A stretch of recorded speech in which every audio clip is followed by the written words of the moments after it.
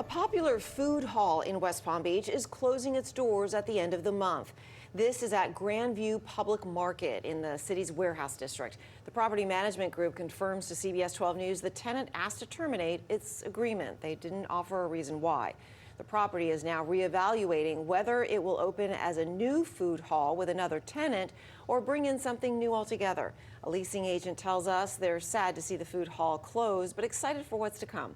The warehouse district is made up of a number of businesses in the area, including a surf shop, a salon, and a brunch spot. Rainbow crosswalks and intersection. They are meant to represent the LGBTQ+ community, but the state now says they're a distraction for drivers. And now cities across the state are having to make changes. CBS 12's Al Peffley joins us live from the Northwood Village in West Palm Beach, one of the 3 spots in our area with one of those displays where the city has come up with different plans to comply. Al? Liz, these crosswalks here at the corner of Spruce Avenue and Northwood Road stand out because they're painted in colors that are a tribute to members of the gay and lesbian community. But as you're about to see, these painted crosswalks won't be here much longer. I think they're beautiful and they add beauty to the neighborhood. Hane Bauer owns a Timeless Treasure gift shop on Northwood Road.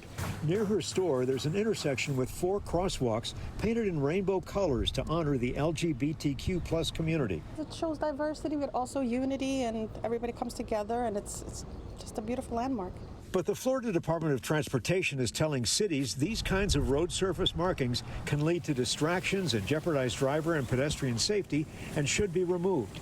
In a June 30th memo, FDOT says, quote, the department has the authority to enforce compliance and withhold state funds from any public agency that is found to be in violation. What it really is anti-gay bigotry from the federal government and from the state government, which is so un-American. Rand Hock, the founder and president of the Palm Beach County Human Rights Council, says the state and federal government have no business telling cities to do this. The federal government and the state government just want to do whatever they can do to diminish and erase the queer community. That's not going to happen. We are here, we are queer, get used to it.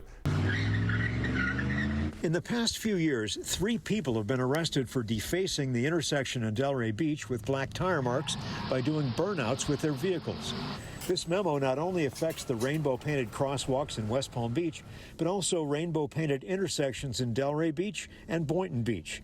The city of Boynton Beach became the first to remove this week, covering theirs with black paint. The Northwood Village is taking a different approach. The city of West Palm Beach says it's taking the colored bricks that would have been used to refurbish its crosswalks to build a monument at Serenity Park nearby, remaining a tribute to the LGBTQ+ community. I am happy that they were able to find an alternative to using those bricks to, build the monument. Right now, the city has come up with something ideal.